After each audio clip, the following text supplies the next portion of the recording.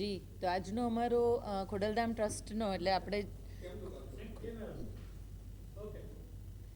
આજે 21મી જાન્યુઆરીએ 9મો પાટોત્સવ હતો અને એ પાટોત્સવના ભાગરૂપે અમારી જે સંગઠનની ટીમ છે અમે લાસ્ટ 8થી 9 મહિનાથી અમે મહેનત કરતા હતા અને ઘણા બધા ગામડાઓ સુધી પહોંચ્યા, જિલ્લાઓ સુધી પહોંચ્યા અને આજનો દિવસ અમારા બધા માટે બહુ સારો દિવસ હતો અને એનું કારણ એ હતું કે આજે અમે અમારા જિલ્લા કન્વીનર અને તાલુકા કન્વીનરની જાહેરાત કરવા જઈ રહ્યા હતા. મને જે સંગઠન અધ્યક્ષ બનાવવામાં આવી એ પણ ભાઈની વડપણ હેઠળ એમના ચેરમેન પદના નીચે અમારા આવા સંગઠન જેવા બીજા ઘણા પ્રકલ્પો ચાલે છે જેમાંથી એકમાં મને સંગઠન અધ્યક્ષ બનાવી અને એવી હોદ્દાની રૂએ આમાં એ જોવાની વાત એ છે કે ખોડલધામ ટ્રસ્ટ એ હંમેશા કમિટીઓથી ચાલતું આવે છે. હોદ્દાના ભાગરૂપે કન્વીનર સહકન્વીનર બનતા હોય અને બદલાતા હોય. તો દર વર્ષે 2 વર્ષે હોદ્દાના ભાગરૂપે દરેક જણ આવે અને દરેક જણ કામ કરે. આ એક એવી સંસ્થા છે જે ડિસિપ્લિનથી ચાલે છે અને સિસ્ટમથી ચાલે છે. એટલે હું મીડિયાને અનુરોધ કરીશ કે જે ખોટી વાતોને પ્રચાર થઈ રહ્યો છે એ ના થવો જોઈએ. કારણ કે જે આજ મેં મા ખોડલની સાક્ષીમાં અમે આ કામ કરી રહ્યા છે એની પવિત્રતા જળવાય એટલો અનુરોધ હું તમને બધાને ચોક્કસ કરું છું. બીજી વાત, આજે જેનીબેન ઠુમરને પણ ટ્રસ્ટી બનાવવામાં આવ્યા અને એ બી કેમ આટલા વખતથી એ પણ અમારી સાથે સંગઠનમાં મહેનત કરે છે. તો આજે બીજી એક બહેનને ટ્રસ્ટી બનાવ્યા. એક બહેન તરીકે મને પહેલી ટ્રસ્ટી બનાવેલા, આજે બીજી બહેન ટ્રસ્ટી બન્યા અને એનાથી બી વધારે આનંદ એ કે આટલી બધી મહેનત જે લોકો કરે છે એને હોદ્દા મળી રહ્યા છે. આજે અમારો નાનામાં નાનો કાર્યકર ખુશ છે અને એનું કારણ એ છે કે એમને એનું પદ મળ્યું અને આજે અમે એટલા માટે ખુશ છીએ કે અમે આટલી મહેનત કરી અને અમારું જે સંગઠનની અમને જે સ્પીડ જોઈતી હતી એ સ્પીડ આજના કાર્યક્રમની સક્સેસથી અમને મળશે.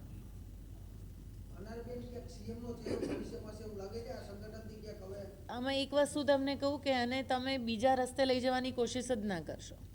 હું તમારા બધા જોડે અપેક્ષા રાખું છું કે આ કોશિશ ના હોવી જોઈએ. સીએમ બનવું ના બનવું તમારા કે મારા હાથમાં કશું નથી.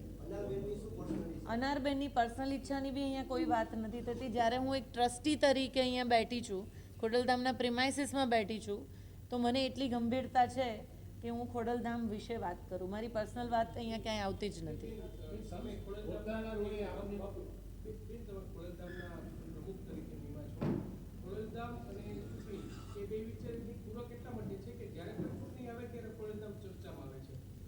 સંસ્થા સાથે હવે જોડાયેલા છો, આપ શું અપેક્ષા રાખો છો? આના થકી રાજકીય સફળ તમારી થશે અથવા તો તમે રાજકારણમાં ઇન્ટરફિયર કરશો ખોડલધામ?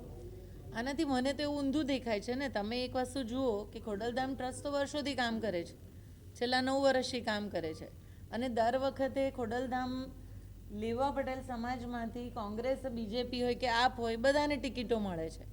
તો સ્વાભાવિક છે કે એ મુદ્દો ઉઠવાનો છે, પણ એનો અર્થ એવો નથી કે કોઈની પાસે ખોડલધામ ટિકિટ માંગવા જાય છે. તો એમાં થોડો ફરક છે તમે જે કહો છો એમાં.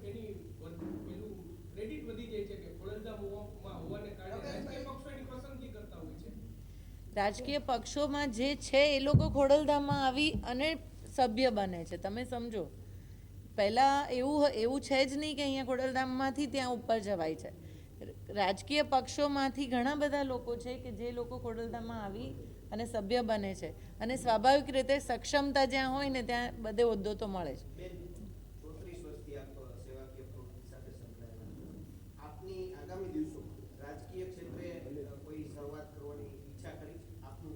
તમે મને 34 વર્ષથી બધી જ વખતે ન્યૂઝે મારા માટે લખ્યું છે. કોમન વસ્તુ છે, જ્યારે પણ ઇલેક્શન આવે છે ત્યારે મને તમે ખાલી મીડિયા જ ટિકિટ આપે છે. સાચી વાત છે. પ્રોફાઇલ મારી ક્યારેય બની જ નથી અને મારે માંગવી હોય તો મને આ રસ્તે કે આ રસ્તે જવાની જરૂર દેખાય છે આપ સૌને? હું તમને પૂછું છું. એવું કાંઈ છે જ નહીં. તો હું 34 વર્ષથી સેવામાં કરું છું. હું જેટલું બી કામ કરું છું હૃદયથી કરતી હોઉં છું. મારી સંસ્થાઓ જોઈ લો તમે કે હું જ્યાં પણ ક્યાંય બી નાનું મોટું મેં પદ લીધું છે, ક્યારેય કોઈ 2 વસ્તુ મેં ભેગી નથી કરી અને એ ગંભીરતાથી આટલા વર્ષોથી હું કામ કરી રહી છું.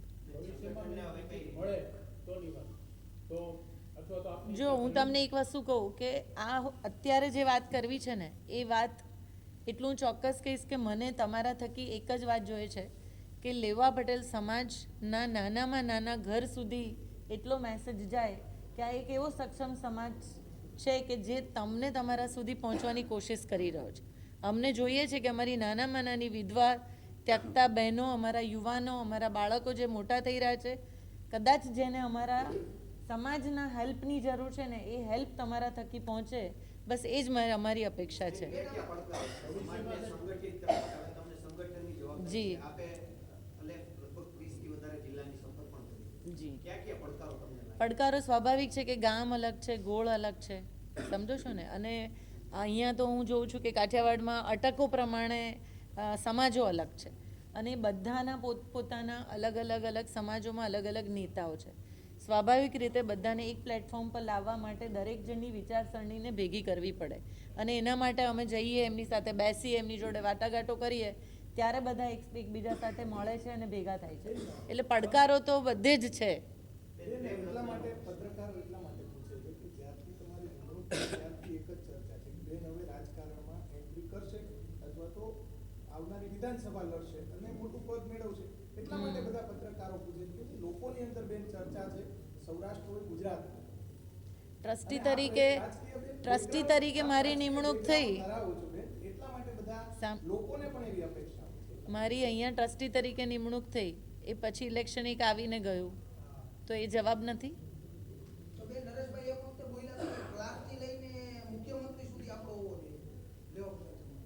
એ તો દરેક સમાજની વિશ હોય કે એના લોકો અલગ અલગ ક્ષેત્રોમાં આગળ વધે, એને જુદી રીતે ના લઈ શકાય. યસ આપણે છે ને આજની હું લઈ લઉં જે